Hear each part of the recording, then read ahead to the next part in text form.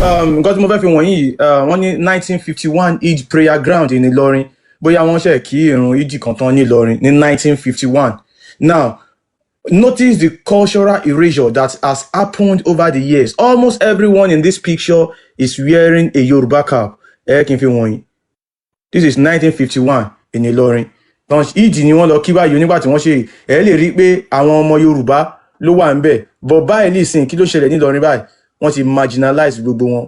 Ọ̀pọ̀lọpọ̀ àwọn ọmọ Yorùbá yẹn ni wọ́n ti pa. Ṣàbí ṣe rí nǹkan tó gbé láwàlí níbí. Ṣe rí pé fìlà Yorùbá ni everybody dé. Ẹ lọ sí Ìlọrin báyìí sìn. Ẹ lè rí wọn kí wọ́n dé fìlà Yorùbá mọ́. Wọ́n ti bà ayé wọn jẹ́. Wọ́n ti àwọn Fúlàní ti gba ilẹ̀ wọn. Now, nǹkan tí wọ́n fẹ́ fi ẹ̀sìn yìí tí wọ́n fi ń ṣe nìyẹn. Nǹkan táwọn Arab tí wọ́n fi ẹ̀sìn yìí ṣe ní Egypt, Morocco, Tunisia, Algeria, Libya. Wọ́n ṣe báyé wọn jẹ́ ní the whole northern part of Africa nìyẹn. Wọ́n wọlé pẹ̀lẹ́tàn, wọ́n dẹ̀ rọra ṣe, wọ́n dẹ̀ pa gbogbo wọn. Wọ́n dẹ̀ gbé culture àṣà àti ṣe wọ́n gbélé wọn lọ́wọ́. Torí pé Islam yẹn dùn láti conquer lands àti territories. Òun ni àwọn Fúlàní náà ṣe ń lo that same Islam láti wá fi gbógun ti wá báyìí. Now, Ìlọrin wọ́n ti jẹ lọ.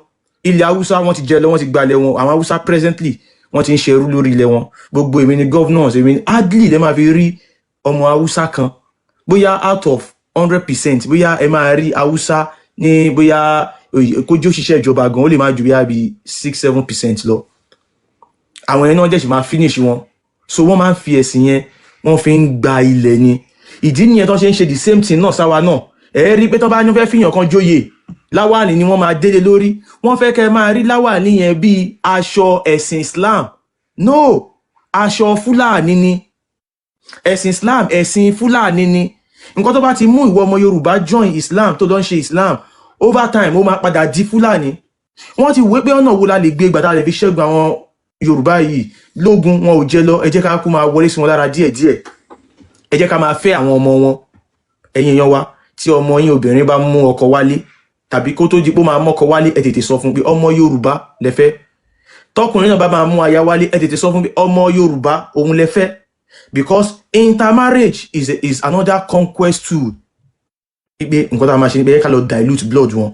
Ẹ ká àwọn ọmọkùnrin wa kó lọ fẹ́ àwọn obìnrin wọn. Ìdí nìyẹn tá a fi rí Fúlàní tó bá yàwọ̀ bì kan, àwọn ọkùnrin náà máa ń pa, wọn kì í pa obìnrin.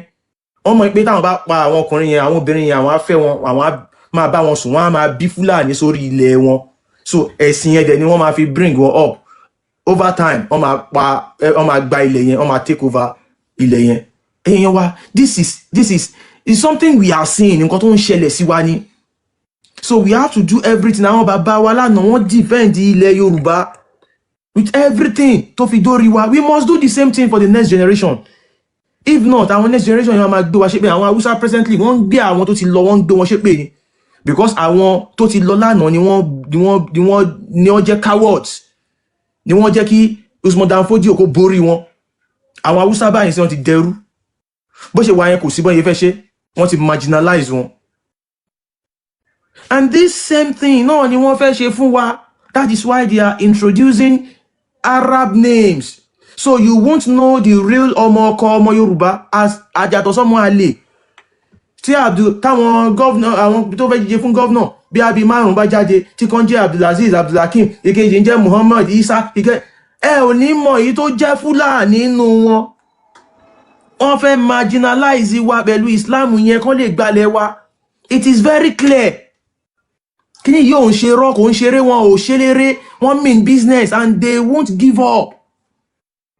Now, báwa ọmọ Yorùbá ṣe ń kúrò ní ẹ̀sìn yìí, I am telling you, these guys won't give up. Wọ́n ní Nàìjíríà báwọn làwọn ní, they won't give up. In as much as she wà Nàìjíríà.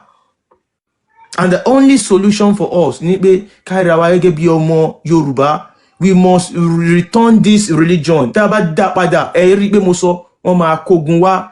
Wọ́n ti rí báwọn ti ṣe gbogbo plans wọn ni pé in the next, wọ́n ti project in the next 100 years, ibi ló máa ti dé, in the next 50 years, ibi ló máa ti dé. Nǹkan tó expect wọn ò bá. That is why wọ́n ṣe pé then we must use force. Okay, a ti gbàgbára lọ́wọ́ wọn díẹ̀, wọn àwọn Yorùbá yẹn wọn lágbára mọ́, wọ́n ti gbogbo àwọn òrìṣà wọn àti gbà lọ́wọ́ wọn ṣe mọ́ kíní kan. Ẹ rí pé nígbà tí wọ́n rí time àwẹ̀ táwọn elérinlẹ̀ jáde, ẹ rí bí wọ́n ṣe para báwọn, ẹ rí báwọn mùsùlùmí yẹn àwọn àfáà yẹn bó ṣe jáde tó ní ojú ẹsẹ̀ táwọn ti ẹ̀rù pé bóyá ó ń jẹrà tẹ́lẹ̀ ni àmì pé ó sì ń san àṣé ẹsẹ̀ yẹn ti jẹrà gan ẹsẹ̀ yẹn ti deserve gígé. Nǹkan tí wọ́n ń sọ fún wa ń bẹ̀ yẹn ni pé àwọn nísìnyí báyìí àfi káwọn wá lo ogun ó ti deserve gígé káwọn wá lo idà pẹ̀lú wa. This is common sense. Òwe tó ń pa fún wa nìyẹn. Àáfà yẹn sọ live igbe ẹsẹ̀ yẹn ti deserve gígé igbe àsìkò ti tó àfi káwọn lo ogun àwọn èèyàn ti ń padà.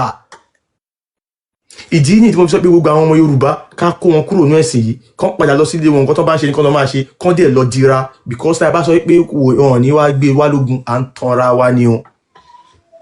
Tó o bá dẹ̀ lọ sọ pé torí Ọlọ́run Olódùmarè ti fún wa ní everything kò sí bó ṣe fẹ́ pé Ọlọ́run Olódùmarè kò ní dá ẹ lóhùn o because you have been given everything and you have the brain. Tó bá mú ìwé ilé tó pápọ̀ mi léyìn ó máa ṣe nǹkan báyìí fún ẹ kò sí nǹkan tó ń jẹ́ oògùn ka èèyàn ọ̀kà ló wà.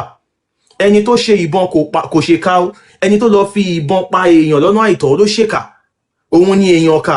Kò sí oògùn kan nílẹ̀ Yorùbá tó jẹ́ oògùn ká o tóògùn kan bá wà tó máa fi tó máa ní dúró tó máa fi control ẹ̀ dúró ju nǹkan tó wà lọ́wọ́ ẹ jùlẹ̀ ó yá máa lọ tẹ̀lé mi. Oògùn yẹn kò kí ń ṣoògùn ká o ẹni tó ń lo oògùn yẹn tó lọ fi ń ṣe àmúdó òun ló ṣe ìka o. This is common sense. We must use our brain. Ìwọ tó wá lọ wípé oògùn yẹn control ni òyà máa jẹ́ lọ fi control obìnrin yẹn jẹ́ lọ fi control tó wá ń lò tó fi ń control àwọn obìnrin ìwọ lè yan ká kò kí ń ṣe oògùn yẹn ní ìka ìwọ ló lo oògùn yẹn lọ́nà tí ó tọ́ ẹ̀yin yan wa nǹkan tó lọ́run Olódùmarè fún wa ni and we must use it to defend ourselves. Ṣé rí àwọn nǹkan tá à ń sọ yìí President Tinubu kò lè jáde kó sọ ó believe pé àwa ọmọ Yorùbá smart anọpọlọ kí ló yẹ táwa ò mọ̀ pé nǹkan yìí nǹkan tó yẹ ká ṣe ni. Bá ṣe expect Tinubu kó sọ fún àbí ṣe expect Tinubu kó gbé máa pé ẹ̀yin ọmọ Yorùbá ẹ lọ dira ogun ti dé o nígbà tẹ́ rí tán pààyàn Kwara. Tinubu ṣẹ̀ṣẹ̀ máa sọ pé ẹ̀yin ọmọ Yorùbá ẹ lọ dira ẹ lọ ṣogun ogun ti dé o kò lè sọ nǹkan tó kàn máa ṣe náà ló ń ṣe yìí. So èèyàn wa ẹ jẹ́ ká jí ìwọ tó bá yẹ jí tó bá hàn pé ní ọ̀rẹ́ tí ò ti jí tó jẹ́ Yorùbá mọ́ bó ṣe máa bá sọ̀rọ̀ tètè ṣàlàyé fún tẹ́ bá wo inú Quran tí mo kà lẹ́ẹ̀kan yẹn Allah ń sọ ń bẹ̀ Muhammadu ló ń sọ̀rọ̀ o nígbà tó ń sọ fáwọn èèyàn pé kán lọ jà kán lọ pààyàn ó wá ń sọ fún wọn pé ọ̀run lóore fún ẹjú ayé ẹ̀yin ń fẹ́ ìgbádùn ayé Allah sì ń fẹ́ tọ̀run ṣe rí èròǹgbà Allah òun ni pé kí gbogbo wa ká kú o Allah bóyá ó dá mi ò sọ kíní rí kí n sọ lénìí ẹ̀yin ń fẹ́ ìgbádùn ayé ẹ jẹ́ kí n wo Quran verse yẹn kí n lè explain Quran verse yẹn dáadáa fún wa kẹ́ ẹ lè mọ nǹkan tí Allah mean níbẹ̀ torí pé wọ́n ń ka kíní fáwọn èèyàn wa ní èdè tí wọ́n gbọ́ òun ni wọ́n mọ̀ pé Allah wọ́n máa ń fi Allah pààyàn ni o apààyàn ni Allah o kò sí nǹkan tó fẹ́ wá ṣe o ó fẹ́ wá rán everybody lọ sọ́run ni o mo fẹ́ try láti wo ibi tí Quran chapter 8 verse 67 ẹ máa gbọ́ ó ní kò yẹ fún ànábì kan láti ní ẹrù ogun títí ọwọ́ rẹ̀ máa fi pa àwọn ọ̀tá rẹ̀ lórí ilẹ̀ dáadáa ní ti pípa ẹ máa pa wọ́n.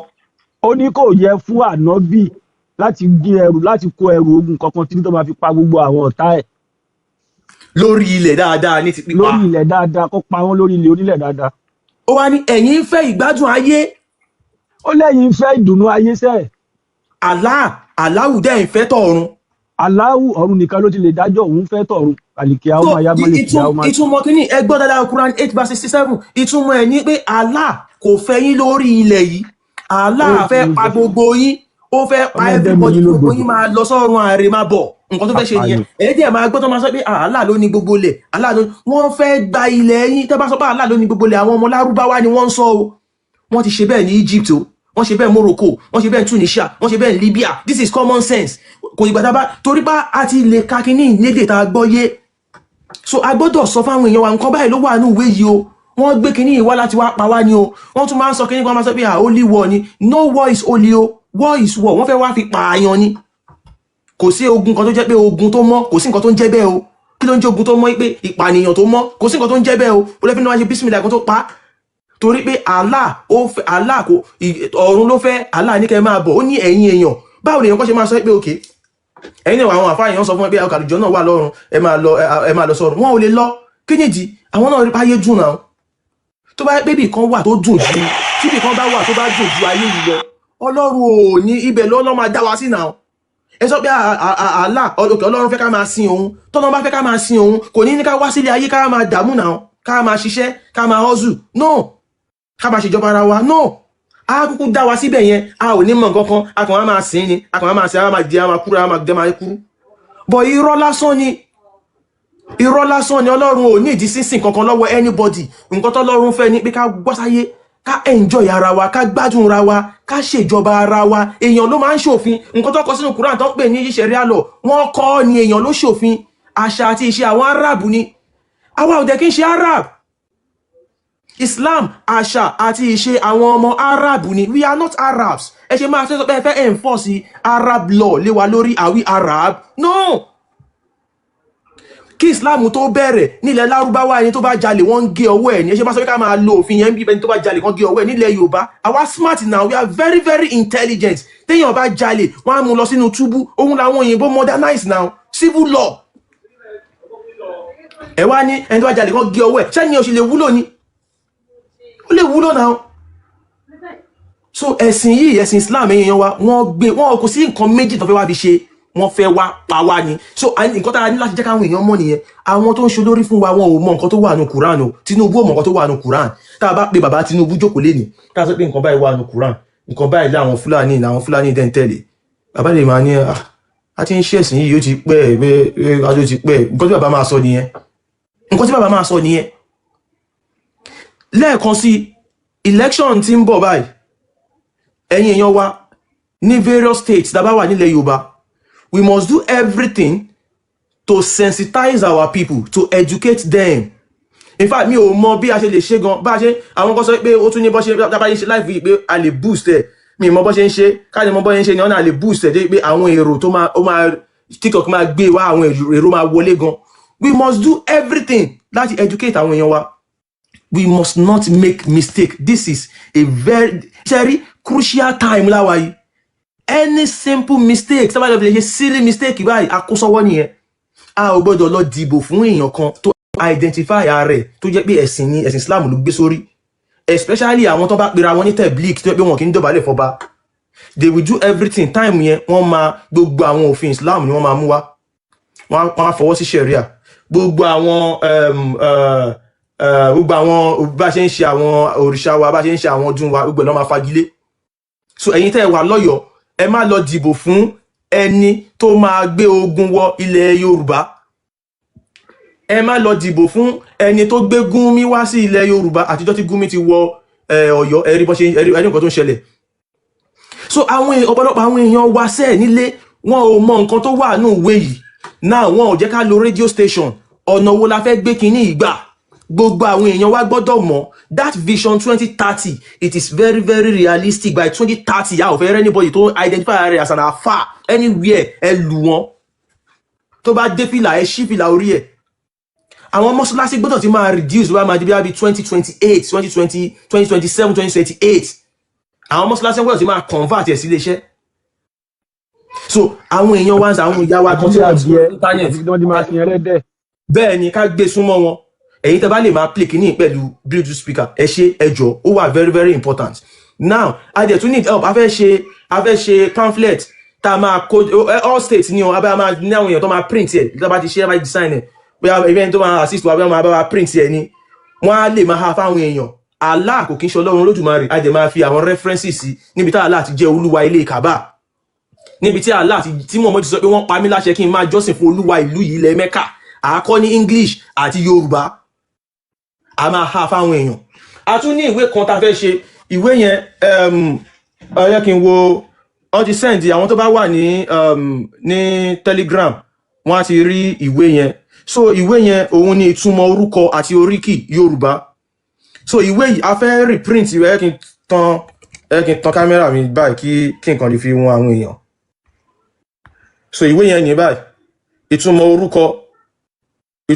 orúkọ àti oríkì Yorùbá. So àwọn tó ń béèrè tán náà nídìí orúkọ Yorùbá. So ìwé yìí sìn a fẹ́ reproduce ìwé yìí. Oríkì wà nínú ìwé yìí náà, bóyá àwọn tí wọn ò mọ oríkì wọn, èdè Yorùbá ni wọ́n fi kọ. So a fẹ́ reproduce ìwé yìí, a dẹ̀ máa ní láti fún ọ̀fẹ́ dẹ̀ la máa fún àwọn èèyàn. Kò sí fún títà àti rí àwọn ọmọ tó bá gbé ibi kọrùn orúkọ tó ń fún wọn, oríkì wọn and all that. Then àwọn orúkọ Yorùbá a máa fi sí. But èyí tó wà very very important báyìí òun ni pamphlet tá fẹ́ ṣe láti jẹ́ káwọn èèyàn mọ̀ pé Allah ò kí ń ṣe Ọlọ́run Olódùmarè. Ẹ̀sìn Islam ẹ̀sìn àwọn Fúlàní ni. Wọ́n dẹ̀ gbé ẹ̀sìn yìí wọ́n wá fi jà wá lógun ni. Àwọn Fúlàní ti pọ̀ láàrin wa gan.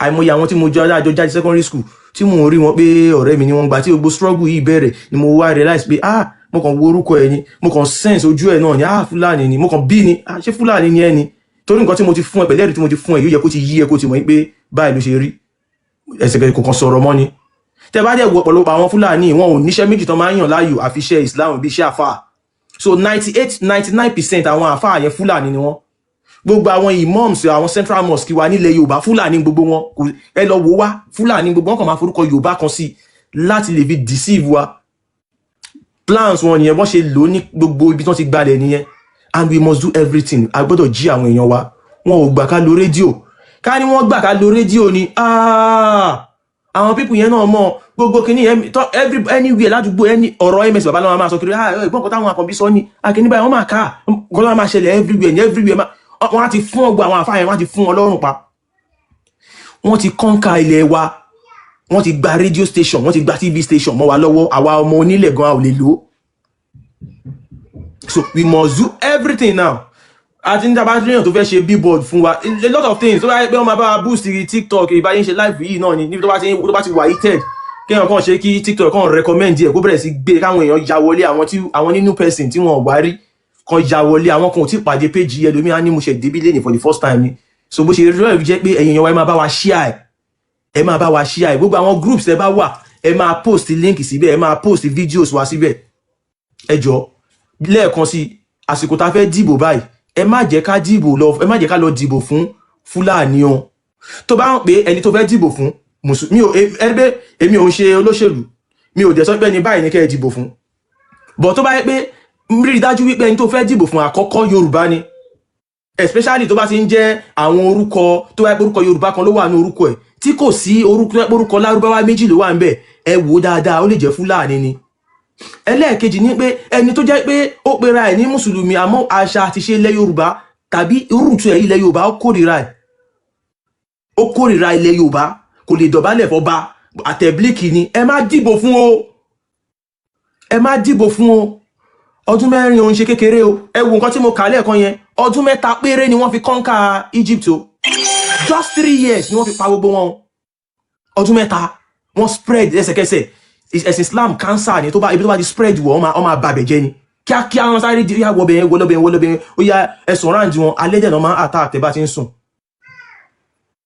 tó ẹjọ́ wọ́n ti sọ ráǹdì wa ẹ lọ dira ó ń bọ̀ àwọn ládẹ́ẹ̀dẹ́ ẹ̀yin ọmọ Ọ̀yọ́ ẹ jára yín o ẹ̀yin ọmọ Ògùn ọ̀la ní dédé ọmọ Ẹ̀gbá Lísàbí báyìí sí o ọ̀la ní Ẹ̀gbá ọ̀la ní Lísàbí dé mi ò sí nílé mo mọ ìbéèrè gba àwọn èèyàn máa gun àràfà lọ́la lọ́dọ̀ wa a máa gun Olúmọ dédé ọmọ Ẹ̀gbá ẹ jáyé lọ ẹ jáde kì í jábọ́ lólúmọ kò ṣẹlẹ̀ rí ẹ̀yin èèyàn wa ẹ jáde ẹ túyáyá ẹ múra ẹ jẹ́ káwọn ọmọ Yorùbá ni wá àwọn àfáà yẹn ẹ̀sìn Islam irọ́ lásán ni ẹ jẹ́ ká tètè jẹ́ káwọn èèyàn mọ̀ pé ẹ̀sìn yìí ẹ̀sìn àwọn apààyàn ni gbogbo àwọn tó wà nínú ẹ̀sìn yẹn 90% wọn tó bá rí opportunity láti pa wọn máa pa ẹ̀sìn àwọn apààyàn ni ẹni tó bí Big Joe gbé síbẹ̀ sí dẹ́bà rí ẹ rí pé Fúlàní ni ó ti ń pariwo ó ti ń sọ̀rọ̀ tipẹ́tipẹ́ àìmọye àwọn àfáà kan tí mi ò kàn tiẹ̀ dá wọn lóhùn so ẹjọ́ ẹ̀sìn Islam ẹ̀sìn àwọn Fúlàní ni Quran ìwé ìtàjẹ̀sílẹ̀ ni manual bó ṣe ń gbalẹ̀ ni ìlànà tá fi lè jagun gbalẹ̀ òun ni Quran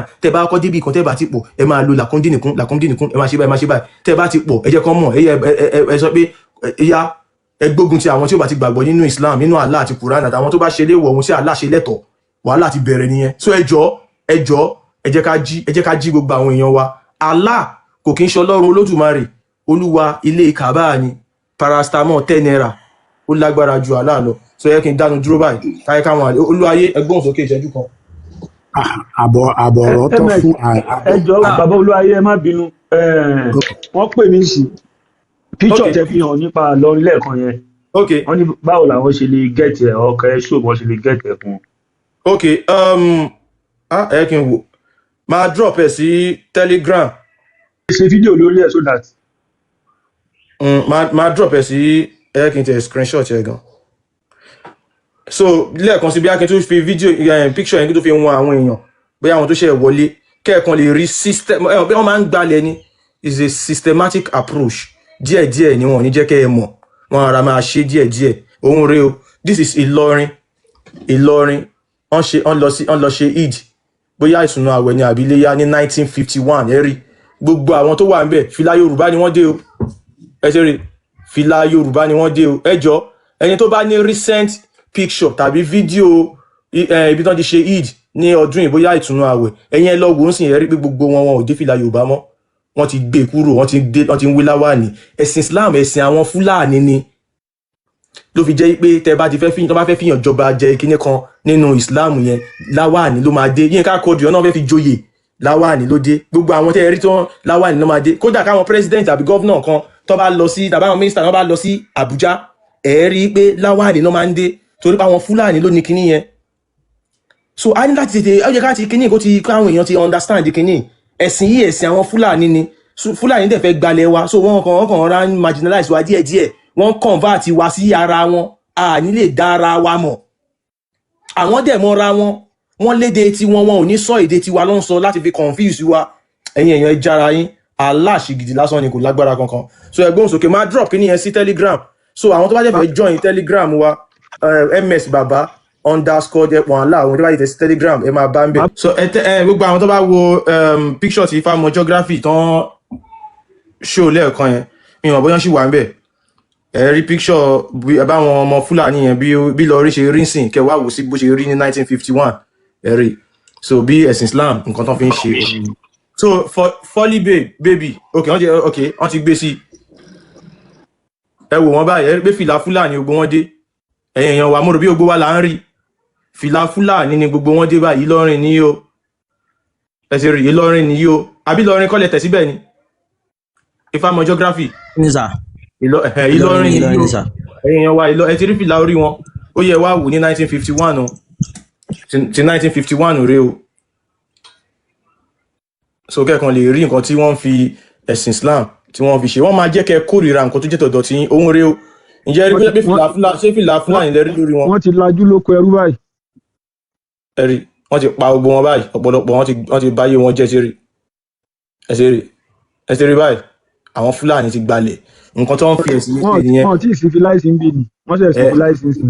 lójú sí wọn tẹ́ bá wà wò nǹkan ẹ̀rí báwọn àfáà yẹn náà àwọn mùsùlùmí yẹn rí pé fìlà Fúlàní yẹn ló ń dé ni mo ṣe ń sọ fún yín pé ẹ̀sìn Islam ẹ̀sìn Fúlàní ni wọ́n ń jẹ́ kẹ́ ẹ rí ìmúra wọn àṣà wọn gẹ́gẹ́ bí part of that ẹ̀sìn no wọ́n fẹ́ gbalẹ̀ yín ni kò jẹ́ kí ẹ̀sìn Ọlọ́run Olódùmarè tó dá wa kò lẹ́sìn àṣà àti ìṣe lóní àṣà àti ìṣe àwọn Arab òun dẹ̀ ní Islam ẹ̀sìn fún àwọn Fúlàní láti fi jagun gbalẹ̀ ìdí tí Muhammadu fi dálẹ̀ torí pé òun náà fẹ́ gbalẹ̀ ni so ẹ jára yín Ọlọ́run kọ́ ló ń sọ̀rọ̀ nínú Quran èrè Muhammadu ló ń sọ̀rọ̀ òun ni mouthpiece eré yẹn so irọ́ lásán ni kò dé lágbára kankan ẹ̀ka àwọn èèyàn wá torí mọ̀ páwọn àfáà ti send request pé máa wo ẹ wo gbogbo àwọn akéwùgbà gòdì yẹn náà ẹ wo fìlà orí wọn ní ìmúra Yorùbá kò lè dé fìlà Yorùbá so tábà lọ sọ pé àwọn pípù yẹn dáadáa Fúlàní ni wọn ìjọ kan wọ́n pàdé àti bàbá ẹlẹ́bù bọ́ tó lóun fẹ́ ṣe peace meeting so after àgbà tán ṣe peace meeting yẹn tán ó sọ bí meeting yẹn jọ yẹn pé ẹni Yorùbá kìíní kan ti bá gbádá lòun wọ̀ yìí fìlà lòun dé yìí tóun múra bí ọmọ Yorùbá yìí bẹ́ẹ̀ àsìn àgbàlagbà bàbá ẹlẹ́bù bọ́n kọ́lọ́ọ̀jú bàbá yẹn kẹ́mi rẹ̀ ó gùn bàbá yẹn sọ àwọn Yorùbá kan ń bẹ̀ yẹn inú mi dẹ̀ dùn sí bàbá yẹn àwọn pé àgbàlagbà ò kì í ṣe láńgbáláńgbá bẹ́ẹ̀ wọ́n sọ àwọn ọ̀rọ̀ kan débi pé ẹni tó bá ní làákàyè inú wọn yóò mọ̀ kọ́rọ̀ lọ́jà ìlẹ́nu bàbá yẹn ìwà kí ó gba gòdì ọ̀wá rọ̀rọ̀ sọ oní ẹni tí bá gbádá ní ìwọ́wọ̀ yìí fìlà ní wọ́n dé yìí gẹ́gẹ́ bí ọmọ Yorùbá síbi agbádá tí Yorùbá wọ̀ nìyẹn sí fìlà tó fi dọ́mọ Yorùbá mọ̀ nìyẹn gbogbo yẹn ẹ̀ wá níṣẹ́ ẹ jókòó sínú ọ́fíìsì ẹ mọ̀ rẹ ju bí ojú àgbákò ẹ lóko ẹ lódò àfẹjọ́ ẹrú nìyí náà ẹ wo damage tí Islam ti damage ilẹ̀ Yorùbá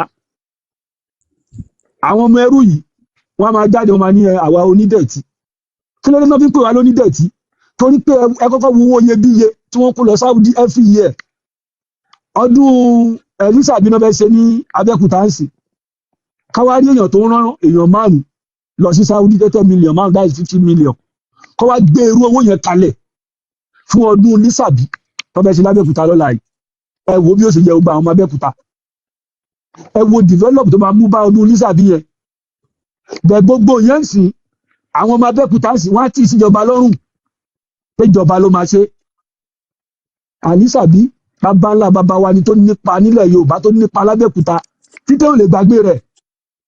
Ẹ wo ọdún Òṣogbo tá à ń ṣe tí gbogbo Òṣogbo bó wá ṣe tó yẹn ṣàwárí ẹni tí èèyàn mẹ́ta èèyàn mẹ́rin lọ sí Saudi every year irú 30 million 40 million yẹn kọ́ wá nà síbi Ọ̀ṣun Òṣogbo ta ni ó pè wá lónídẹ̀tí bẹ́ẹ̀ wọ́n ti mú wa dislike àwọn nǹkan wa wọ́n ti mú wa dislike àwọn bàbá wa wọ́n ti mú wa dislike àwọn tó kú nítorí wa torí pé wọ́n fẹ́ ba tọwọ́ tiwa jẹ́ inú dẹ̀tí gbogbo ẹ̀jẹ̀ wa ń pè yẹn sẹ́mọ̀ pé inú dẹ̀tí yẹn náà lágbára wá wà ibẹ̀ náà ni àwọn Fúlàní àti yìí wọ́n á bọ̀ tí ò ní wọlé ibẹ̀ náà lejò ó ti sá wa jẹ láti rí solution ibẹ̀ làkèké ó ti ta wá láti rí solution ibẹ̀ ni gìrì ó ti gbé ọmọ láti rí solution wo ló wà nínú Quran ẹ wá ń parọ́ ẹ wá ya ọ̀lẹ ẹ níṣẹ́ nílẹ̀ Yorùbá tó bá jẹ́ ọ̀dọ́ tó bá sí ṣọ́ọ̀bù bóyá mẹkáníìkì àbí télọ̀ ni ẹ àáfàá tí ò níṣẹ́ á dẹ̀ wá rí ba gbèrègbèrè àwọn bàbá àfàgàfà ẹ̀rẹ̀ sọ fún mi lẹ́bi sí ṣọ́ọ̀bù yìí ni ó láwọn ètò kan tàbá ṣe Gàfárù ọ̀nà bá o ìdílé mu pé kò níṣẹ́ ó fẹ́ lọ ẹni ẹlẹ́ni níkàgbà ó fẹ́ gbà tọwọ́ rẹ̀ a lọ bá ní ṣọ́ọ̀bù ní ọ̀dájú ní ṣọ́ọ̀bù rẹ̀ kò ní ìrẹ̀kan tó fẹ́ rà o kò ránṣọ kò gbé mọ́tò lọ gbogbo òun túnṣe kò lọ gẹrun àfàgàfà ẹ sọ fún mi lẹ́bi sí ṣọ́ọ̀bù yìí ni ó ní àwọn sẹ́kẹ̀dà bàbá yín pèsè sí tí kọ́sọ́mọ̀ bá máa wá dáadáa wáyé tí wọ́n ní òfin lọ sí ṣọ́ọ̀bù kó ṣiṣẹ́ kò mọ̀ bí ṣe ń lára tí wọ́n bá ní agbára kan lọ́wọ́ tó lè rì mọ́lẹ̀ nínú ṣọ́ọ̀bù èèyàn tí kọ́sọ́mọ̀ máa fi wá dáadáa wáyé tí wọ́n ní òfin lọ kọ́ṣẹ́ kó irú agbára yẹn mọ́ bẹ́ẹ̀ kí wọ́n fi ṣẹ́ pa ọ́. àwa ara wa náà la máa jíra wa kò sẹ́ni kankan tó ń bọ̀ wá jí wa. mo sọ lẹ́ẹ̀kan àwọn ọmọ Yorùbá ń bẹ nílẹ̀ Arab káàkiri níbo làáfàá wà ń bẹ nílẹ̀ Saudi Arabia kò sí àáfàá Libya tó jẹ́ Áfíríkà wa bí kò sí àáfàá ń bẹ àwọn tó bá jẹ́ old school ní Libya wọ́n máa confirm àwọn ọ̀rọ̀ tí máa ń sọ ń bí Gaddafi báńdì wọn ni because these people are useless báwo lẹ ṣe fẹ́ wà nílùú ẹ ní ipa àkọ́kọ́ láti fún ìlú ní develop fínkó ẹ wá lẹ́yìn àáfàá so àwa èèyàn tíjọba bá ń wò wá níran àwọn ọ̀dọ́ ẹ̀yin bàbá wa ẹ̀yin àǹtí wa tẹ́ ń gbọ́ wa ẹ jí ká jí wọ́n lè fipá mẹ́sìn lọ sódò wọ́n lè fipá fún lómi mu òótọ́ ni but ẹ jí ká ronú ìfàmọ́ hydrography tó lẹ́ẹ̀kan wọ́n ní ẹni tí wọ́n bá gbé wá báyọ̀ kéèyàn orúkọ tó bá sọ fún yàn kéèyàn orúkọ yẹn lẹ́ẹ̀mejì think twice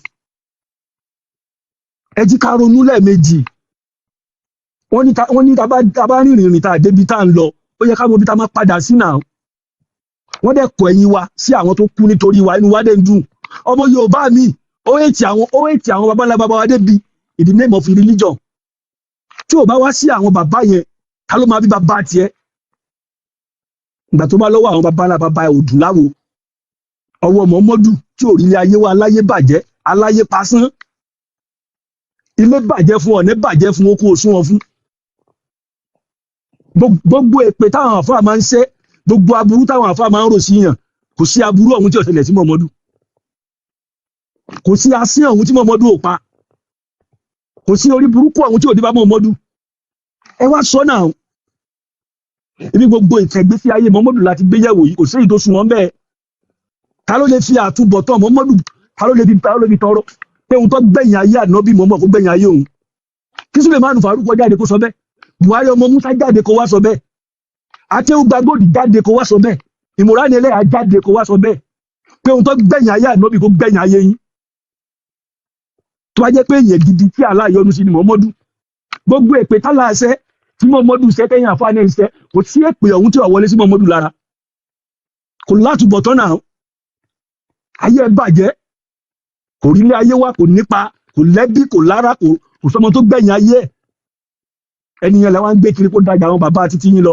tẹ́yìn ò bá ní bàbá rẹ̀ àwa ní bàbá rẹ̀ ẹni mi ò sunwọ̀n àbí ẹni mi ò sẹ́ni èèyàn mi ò sì nìyá rẹ̀ fi wá lábàrù lásán ẹ wá mú wa ètì àwọn tó ní wá ẹ mú wa ètì ilẹ̀ wa kò yẹ kó rí bẹ́ẹ̀ enough is enough. So bó ṣe jẹ́ nìyẹn káka Quran díẹ̀ ní big dose. àti gbìyànjú Adeleke máa gbé Quran jáde ńsìn. ẹ jẹ́ ká ka Quran ká bẹ̀rẹ̀ ètò. Kàn gbé Quran chapter 9 verse 111. Amadede kìí ṣe wà ń bẹ́ ọdún àmọ́ busy. Wọ́n wà ń bẹ̀. 9 1 1 1. Káàkiri wà lọ ká tafsir. Ó kí gbogbo ilé o. So gẹ́gẹ́ bí wọ́n ṣe sọ, torí nǹkan tí ó ń kógun jà wá, nǹkan tó súnmọ́ nǹkan tí à ń ṣe níbí báyìí náà ni. So torí pé nǹkan tó jẹ́ gbòógì nǹkan tó kógun jà wá náà ni Islam. So òpin Islam náà dẹ̀ ń jà gbogbo ayé. So bá ṣe ń sọ̀rọ̀ yẹn láti ẹ̀ka ni mo wá ń wo àwọn ìlú káàkiri tó jẹ́ pé ó wà peaceful lé ní. Mo wá rí pé gbogbo àwọn ìlú tó wà peaceful lé ní àwọn ìlú tí Islam táwọn tó ń ṣe mùsùlùmí ò tí ì pọ̀ bẹ́ẹ̀ ni. So ibi tí Islam bá ti pọ̀ sí jù, ìpayín kékeré ni. So Quran tá fẹ́ kà yìí, kí ni nǹkan tó fa sábàbí táwọn Arábí tó fi wá take care upon themselves pé káwọn dẹ̀ máa pa àwọn ọmọ Yorùbá lókù nílẹ̀ wa, àmọ́ kí wọ́n ti pa àwọn Haúsá púpọ̀. So wọ́n dẹ̀ ti rí lẹ́yà Haúsá, wọ́n ti di gbà, wọ́n ti fi gbogbo àwọn olórí wọn, wọ́n ti fi wọ́n sí di ẹ̀sìn. So gbogbo àwọn tó dẹ̀ ń jó lórí àwọn Haúsá báyìí wọ́n ti di Fúlàní. So ẹ̀sìn yìí náà ni wọ́n lò. So ló wá ti fẹ́ yẹ ká Quran 9 verse 111. So ẹ jẹ́ kí n gbé sókè. Big Joe ṣe wà ń bẹ́ẹ̀. Ó ní Allah has indeed purchased from the believers their life and wealth in exchange for paradise. Allah ti ra ẹ̀mí àwọn mùsùlùmí nípa pípààrọ̀ àlùjànnà. They fight in the cause of Allah Wọ́n máa ja ìjà lórí Allah. and are unalive or are unalive. Wọ́n máa pa wọ́n àbí kán pààyàn. This is a true promise binding on him in the Torah, the Gospel and the Quran.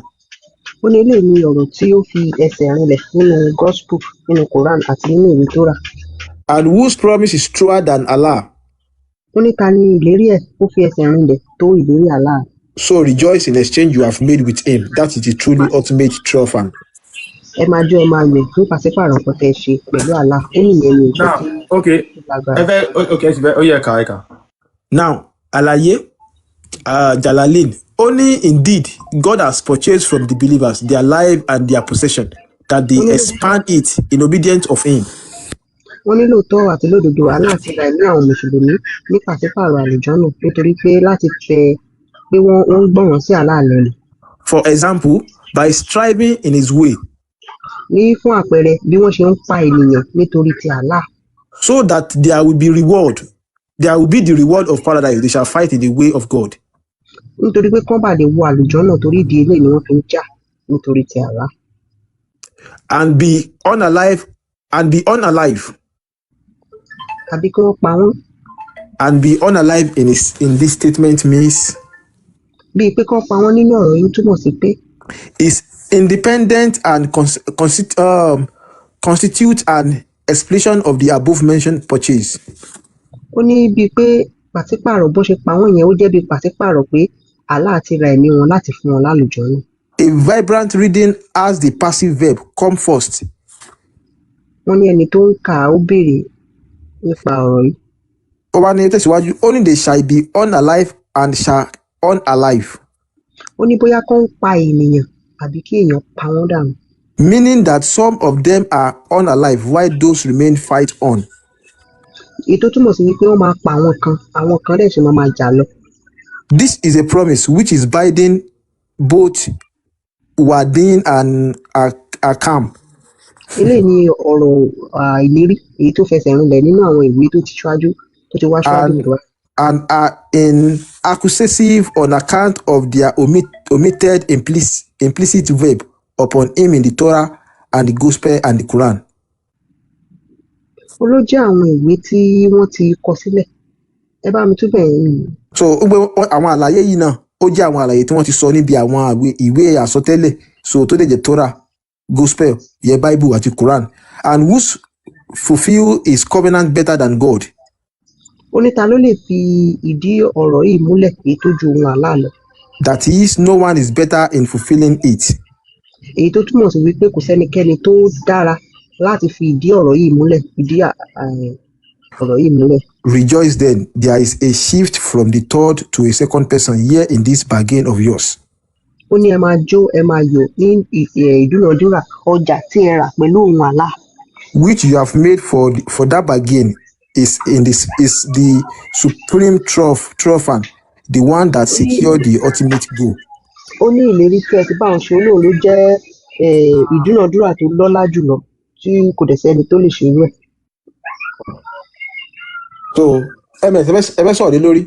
now ẹ ṣe tí ogun wa bá wo Quran yẹn ẹ rí pé mo sọ pé template tí àwọn Fúlàní ń tẹ̀lé tí wọ́n fi ń pààyàn tí wọ́n fi ń gbalẹ̀ òun ni because Allah ti promise wọn pé òun ti trade ẹ̀mí wọn àti wealth wọn dúkìá wọn fún àlùjọ náà wọ́n ń jà fún Allah wọ́n ṣe ń pààyàn yẹn ẹ rí pé Allahu Akbar Allahu Akbar ni wọ́n ṣe àwọn àfáà kan máa sọ pé irọ́ àwọn ènìyàn wọn kì í ṣe mùsùlùmí o wọn kì í ṣe mùsùlùmí o fèkì ni wọ́n o wọ́n kàn ṣe Allahu Akbar ẹ má dá wọn lóhùn o mùsùlùmí ni wọ́n o àwọn gangan ni wọ́n ń tẹ̀lé Kùránì o mo rí ibi tán kó bọ́n síwájú báyìí tán jẹ́ nǹkan akéwú tán kírun o àwọn gangan ni wọ́n understand nǹkan tí Muhammadu ń sọ ń bẹ̀ yẹn o Muhammadu ló ń sọ̀rọ̀ nù Quran òun ló ń give instruction ó wá ń sọ fún wọn wípé ọ̀dọ̀ Allah lòun ti gba instruction yẹn ẹ wo gbogbo wa pátápátá nílẹ̀ Yorùbá gbọ́dọ̀ kọ́kọ́ lọ mọ̀ wípé Ọlọ́run kọ́ ló ń sọ̀rọ̀ nù Quran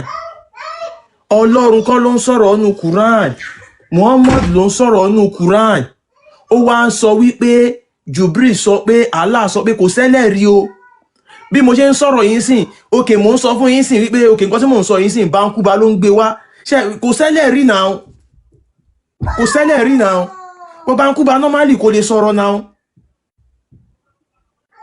so ẹ̀sìn Islam ẹ̀sìn àwọn apààyàn ni Allah dẹ̀ sọ pé kọ́ máa pààyàn lọ bọ́n bá ṣe pààyàn tó wọ́n ṣe máa ní àlùjọ náà wọ́n ṣe máa ṣúọ̀ wọ́n ń jagun lójú ọ̀nà Allah wọ́n ń pa àwọn ọ̀tá ẹ̀sìn Allah wọ́n dẹ̀ ń pa àwọn náà nílẹ̀ Yorùbá ò kí ń ṣe mùsùlùmí the Arabs are the Muslims every other person they are not Muslims wọ́n bá ti gbé Islam wọbẹ̀ wọ́n fẹ́ wá pa ẹni ọ̀tá Islam ní ẹ because ilẹ̀ yín ò kí ń ṣe mùsùlùmí mo ka kíní kan tí bọ̀bọ̀ Chinese kan kọ́ ó sọ pé if you are weak your land will become Muslim and it shows that we are weak òun náà ṣe ń fi ìwé lásán religion is a cold war ìwé lásán ni wọ́n dẹ̀ fi ń brainwash wa wọ́n dẹ̀ ń gbalẹ̀ wa it shows that we are weak we are mentally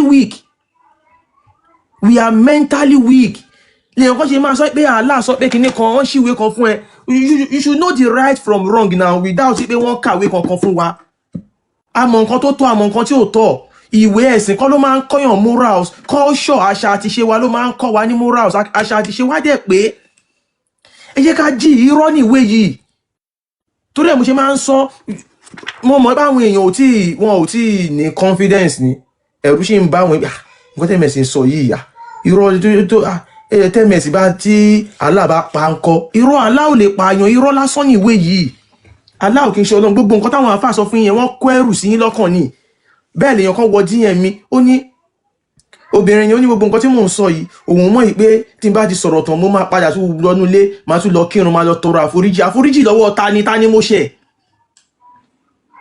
ni mo ṣẹ̀ inú ìlú tá a wà yìí gan tó bá ṣe nǹkan tó wà against the law ó máa face law ni kò sí please so báwo ni Allah yìí ṣe máa sọ pé kẹ́ máa tọrọ àforíjì lọ́wọ́ òun kẹ́ẹ̀dẹ̀ ló máa dẹ́ṣẹ̀ kẹ́ máa pààyàn ìyẹn jẹ́ ká jì ẹ̀mí burúkú ló kó sí Muhammadu nú kò dẹ̀ ń ṣẹ̀mí nǹkan kan kó sínú gan ó kàn ń sọ̀rọ̀ torí pé ó jẹ́ bandit láti lẹ̀ ẹ̀mí burúkú ló kó sí nínú ni ó wù láti jalè nínú ó wù láti máa pààyàn ni.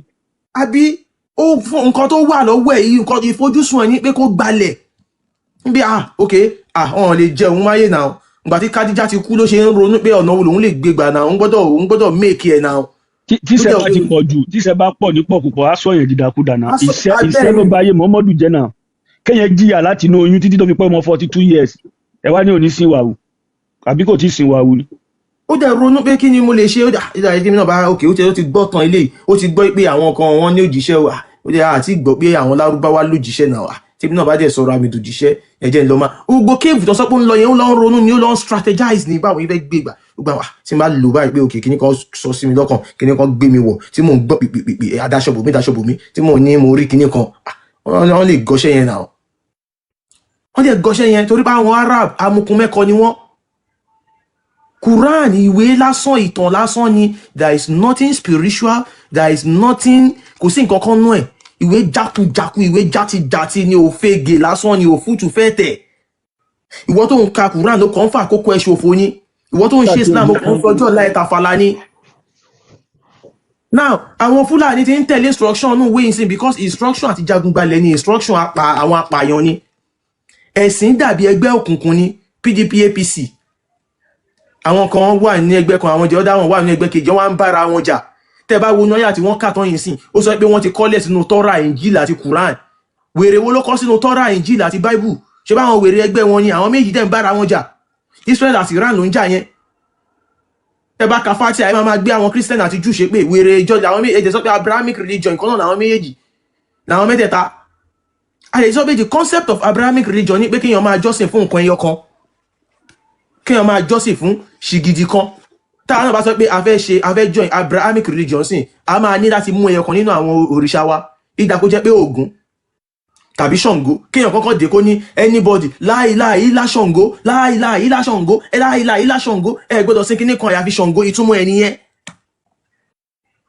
láyé náà sọ pé láìláìlá àlá ẹ má jọ́sìn fún kò sí kíní kan àyàfi ṣìgìdì àlá láìláìlá Ṣàngó pé kò sí kíní kan sẹ́ àyàfi Ṣàngó ìtumọ̀ ẹ̀ nìyẹn so táwọn bá fẹ́ join Abrahamic religion lákan máa mẹ́yọ kan náà àwọn òrìṣà wa ìwọ̀n máa sọ pé ó yá Ṣàngó nìkan ní kí gbogbo máa bọ̀ o nǹkan tí Muhammadu ṣe nìyẹn ó single out Allah láàrin gbogbo àwọn deities tán ní ó dẹ̀ fi conquer Middle East àwọn Fúlàní ti wá ń lo the same tactics fún wa báyìí wọ́n ń lo that same Allah láti wá fi conquer wa if we are weak wọ́n máa conquer wa o àwọn people yìí ní plan o wọ́n ti kọ́ everything lẹ́ o ẹ lọ dira o ẹ̀wọ̀n ẹ̀yin tẹ́ ń kúrò ní ẹ̀sìn Islam ẹ lọ dira o àwọn àfáà tẹ́rí yẹn Fúlàní ni wọ́n iṣẹ́ tí wọ́n ní pé kán wá dì sáàmù wa àwọn tó máa wá attack wá ṣe ń bọ̀ wọ́n dára wọn mọ̀ wọ́n mọ èdè ara wọn bọ̀ èdè Yorùbá náà máa sọ láti confuse yín àfáà tó ń listen sí kò kí ń ṣe Yorùbá o jára ẹ o kò sí iná kankan bí kankan kò sádùjọ náà kankan bí kankan irọ́ ni gbogbo ẹ̀ lórí táwọn àfáà ò ṣe jẹ májèlé ní táìmù Ramadan táìmù tí Allah tó ṣí àlùjọ náà lẹ̀ tó jẹ́ pé gbogbo àwọn tó bá kú táìmù Ramadan nínú àlùjọ náà ní kí ló yẹ tí wọn ò lọ wọ́n mọ̀ nǹkan tó ń ṣe wọ́n fẹ́ gbalẹ̀ yín ni wọ́n fẹ́ kó wa lẹ́rú for life àwọn ọmọ wọn wọ́n fẹ́ kó máa darí wa ẹ jọ̀ọ́ ẹ jẹ́ ká jí a máa ka kíní a máa bẹ́tò wa lọ àwọn àfáà tó bá sọ pé nǹkan tá à ń sọ kò rí bẹ́ẹ̀ kán máa bọ̀ lókè èmi mọ̀ pé wọn ò tó bẹ́ẹ̀ a ti challenge gbogbo àwọn àfáà yẹn wọn ò tó bẹ́ẹ̀ wọ́n mọ̀ pé òdodo là ń sọ irọ́ lásán ni Quran àwọn ms bàbá àti àkànbí àtolówó èkó yẹn ẹ ń ṣe mistake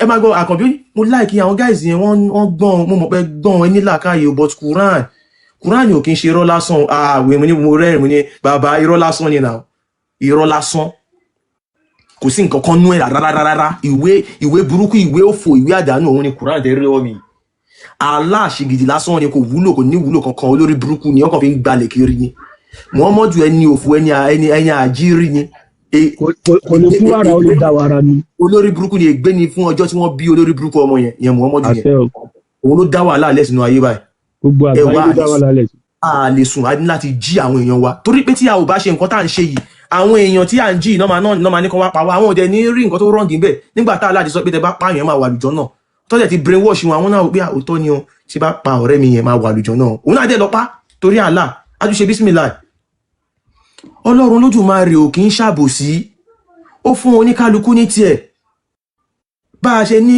omi Ọ̀ṣun làwọn náà ní omi Zemzem oníkálukú ló ní ìtàn tọ̀dọ̀ tiwọn ìtàn wa kọ́ ló wà nù Quran bá a ṣe ní Ògún Ṣàngó Ọbàtálá làwọn náà ní Allah Alimanat Aliuza the same thing ní gbogbo wọn wọ́n ti wájẹ̀ lágbára jù fún wọn lọ ẹ̀nà òkúta jẹ́rà tó lè aswad òkúta lólúmọ ẹjọ́ ẹ̀yẹ dédé ọmọ Ẹ̀gbá tẹ́ bá ti dólúmọ lọ́la ẹ ṣe fídíò ẹjọ́ kẹ́ táàgì mi kí n repost ẹ̀.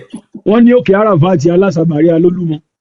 ẹ̀nà kò sí ìwúre kankan tẹ́ fẹ́ ṣe ní orí Olúmọ tí kò ní wá sí ìmúṣẹ àwọn òwe kan wá ní kẹ́ máa kó 10 million wá kẹ́ wá lá jẹ́rà tó lè aswad irọ́ ní náà scam ní náà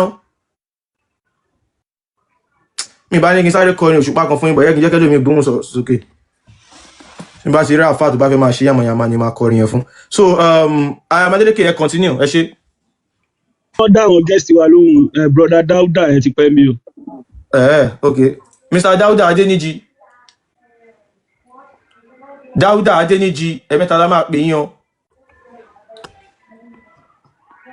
Dáúdà Adéníjì ó dàbí wọn síbẹ̀ lárí wọn mọ́kàbà ìtì má jẹ́ ó bàjẹ́ ni mo wà mo kí yín o Naija sì máa dùn wọ́n lọ́wọ́ jẹ́ kí Naija dùn bá wọn lórí burúkú Fúlàní wọ́n ti spread wọ́n ti wà everywhere wọn ò fẹ́ kí Naija dùn wọ́n fẹ́ gbalẹ̀ wa as ọmọ ọkọ akíkanjú ni wá àjẹgbọ́dọ̀ dúró tán àwọn bàbá wa defend ilẹ̀ wa kó tó fi dórí wa àwọn náà gbọ́dọ̀ defend ẹ̀ fáwọn generation tó ń bọ̀. Ẹ̀sìn Islam ni wọ́n fi ń brainwash àwọn èèyàn láti gbalẹ̀ lọ́wọ́ wọn, kán gba agbára lọ́wọ́ wa, kán lè gbalẹ̀ wa. Ẹ̀yin yẹn lọ jíra, ẹ kúrò ní Islam. Allah kò kí ń ṣe Ọlọ́run Olódùmarè olórí burúkú làlá. Muhammadu wọn ò rán sí wa, ajagunbalẹ̀ ni, apààyàn ni.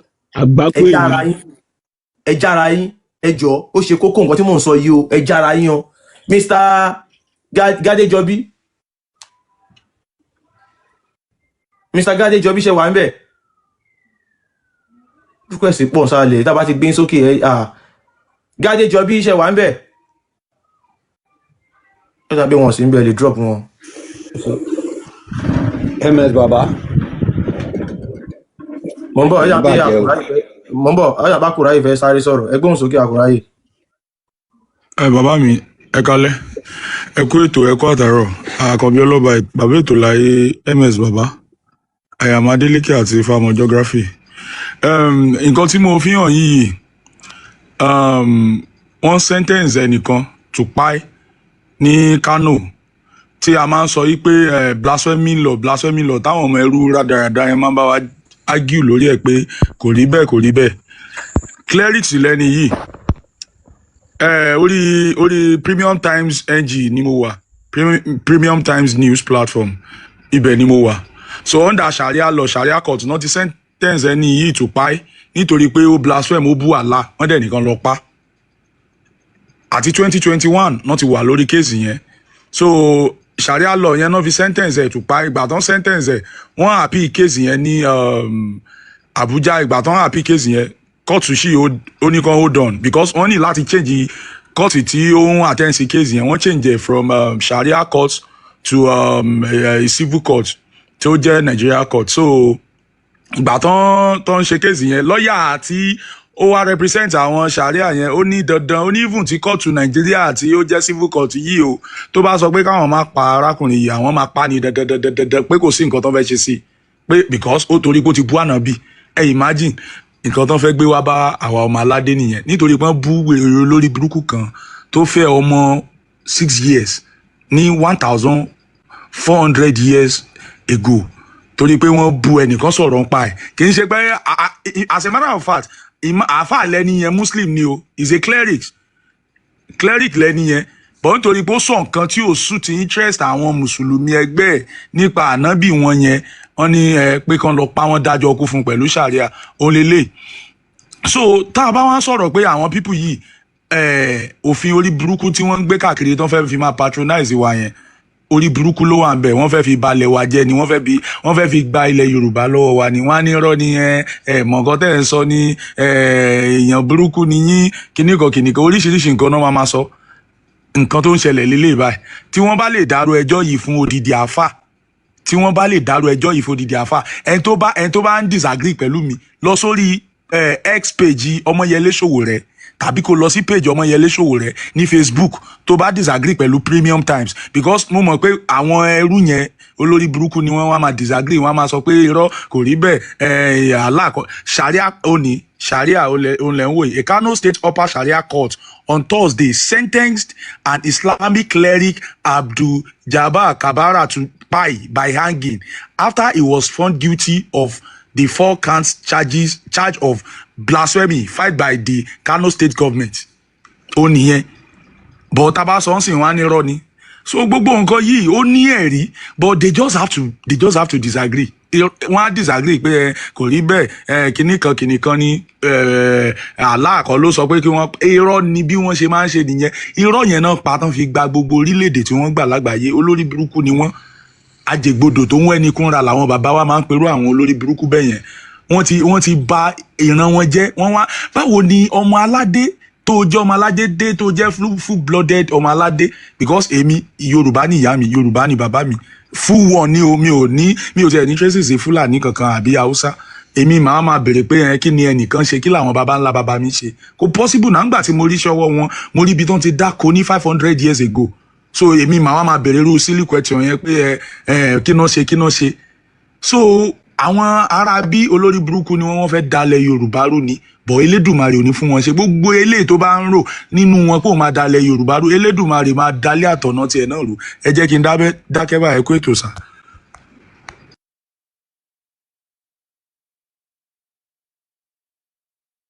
ẹ ti mú tu ọjọ́ ti délé àyàn àbí. bẹ́ẹ̀ ni wọ́n ti délẹ̀ so. ẹ ṣe gan bó ṣe jẹ́ náà nìyẹn àwọn àfáà yẹn irọ́ náà ń pa èèyàn wa everything tá à ń sọ bíi confam ìpínlẹ̀ òun rèé nǹkan tó fẹ́ gbé wá sílẹ̀ Yorùbá ní ẹ̀jẹ̀ fíìpù máa wọ̀ kí wọn kan bú mọ́ ọmọdé kẹ́ ní kan lọ pa Muhammadu sílẹ̀ ogun mọ́ṣáláṣí lọ́wọ́ máa sọ. Hello MS baba. Amadélékè kan ti yàrá inú wa. yà ń gbádùn yín dáadáa. Gbogbo ẹ̀yin ìgbìmọ̀ ní orí panel ẹ kú iṣẹ́ takuntakun. Mo kàn fẹ́ kẹ́ bá wa include eléyìí fún gbogbo ilẹ̀ Yorùbá pé wáyé tó jẹ́ pé àwa Yorùbá ń gbàgbàkúgbà MS baba ó dà pé gbàgbé nǹkan kan tẹ̀ tí include mo dẹ̀ fẹ́ kẹ́ bá wa include ẹ̀kẹ́ lù lágogo kán lè rí i pé gbogbo èyí tẹ̀ ń ṣe tí Yorùbá lè ṣe not for you not for yourself. Ẹ wo ilẹ̀ Ìgbò náà can Fulani thrive ní ilẹ̀ Ìgbò kò possible náà torí ìmọ̀ wọn ṣọ̀kan wọ́n mẹ̀sìn tí wọ́n ń sìn traditional ruler kún ilẹ̀ Ìgbò ẹ lè rí Muslim kan àbí nǹkan kan maybe 100% Ìgbò highest lè máa fi rí 2 to 1% Muslim. Ó ṣe jẹ́ pé àwa Yorùbá là ń gbàgbàkúgbà ó ṣe jẹ́ àwa Yorùbá yìí là ń gbàgbàkúgbà tí ìmọ̀ wa ò ṣọ̀kan ní 80s and 90s tí grandfather mi tó wà láyé gbogbo most of the ilé in Ondo state there's no way you go there tẹ́ ẹ̀ ní rí Christian tẹ́ ẹ̀ ní rí Muslim wọ́n máa ń ṣe dáadáa síra wọn up to this moment why now tó jẹ́ pé wọ́n ti gba gbogbo àṣà wa wọ́n ti dá wàhálà sí wa láàrin Lárúbáwá ti wá ó ti kó sínú àwọn àfa wa wọ́n ti ẹ gbọ́dọ̀ jẹun lébi lágbájá ẹ gbọ́dọ̀ bá wọn ṣe pọ̀ tó dẹ̀ jẹ́ pé confirmation wà láti inú ìwé yet ẹ̀ ń debunk yẹ ẹ ṣe fojú títì ilẹ̀ ẹ ṣe swallow pride yín kẹ padà sílé wọ́n fún yín ní àwọn ẹ̀rí all the time you still coming here to debunk it as if the people that was exposing all these things they are fool they are an idiot it's just been painful. I was in the uniform parasasta for a security reason. I will not mention. I left because of these reasons. Tẹ́ bá ń bá àwọn normal aláwùsá sọ̀rọ̀ pé Fulani na your brother. Wọ́n máa bá yín jà ní sẹ́ Fulani no be my brother. Ká máa wá sọ pé ilẹ̀ Yorùbá tẹ̀ ń gbẹ́sìn lẹ́sìn wá bí tẹ̀ fi ń dà wá láàmú. Ìṣẹ̀ṣe ìlú kọ́kọ́ wà on thousands years kí Kristẹni tó dé. Ẹ̀yin tẹ́ wá dé last nsìn ẹ sọ pé ẹ̀yin gangan lẹ́ni gbogbo orílẹ̀-èdè. How can that happen? Are we stupid? Can't you think before you talk? Ìgbà tí àwọn bàbá wa ń ṣe ẹ̀sìn àbáláyé kò sí obìnrin tó lè yàlè torí ifá máa mú tó bá bímọ ní gbogbo ìlàjẹ yẹn it's still happening. I'm from Ondo State it's still happening. Tó bá lọ gboyún ta tí oyún yìí ṣe ti ọkọ ẹ tó bá bímọ tó gbé sórí omi tọmọ yẹn bá jẹ́ ọmọ ọkọ ó máa float ní orí omi ni. Bible àbí Quran wo ló lè ṣe gbogbo wọn yẹn? Why are you comparing yourself with àwọn ẹ̀sìn wa? Ẹ̀yin lẹ́dá gbogbo ẹ̀sìn yìí irú tẹ́sọ pé kì í ṣe ẹ̀sìn tẹ́gbẹ́gbẹ́kúgbé wá sí ilẹ̀ Yorùbá. It's time to wake up please. Olówó Èkó ẹ include Igbo land pé wáyé tí Igbo gba Fúlàní láàyè tó jẹ́ àwa Yorùbá kàn gbàgbàkúgbà. They should try to swallow their pride kàn padà sílé. Tó bá máa ṣe ẹ̀sìn wọn kàn ṣe ẹ̀sìn wọn bó ṣe yẹ kàn ṣe kàn máa gbé unnecessary law wá fún wa because this is a Yoruba land not a Muslim land. That should be sink to their brain. This is Yoruba land not a Muslim land not a Kureshi land not a Fulani land. Olówó Èkó Abo MS Baba and everybody thank you so much.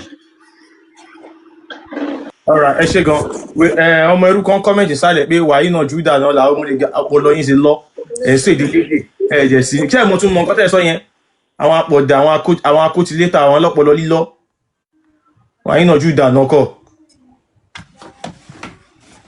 ọpọlọ wọn ti lọ àwọn lè dá ronú wọn ti kó àwọn ọmọ ẹrú tó máa fi pa gbogbo yín tán ewu ẹ̀yin ṣe lọ́ máa pa ná ẹ̀yin náà máa pa àwọn ọmọ Yorùbá máa jí ẹgbọ́n sókè kí ló dé tó fi tún fi ṣe wàyí náà Júdà náà kí ni ìtumọ̀ wàyí náà Júdà náà kókó tí ẹ̀kọ́ túmẹ̀ bí yóò mọ̀ túmẹ̀ so alájẹsẹ́kù ṣe wà ń bẹ̀.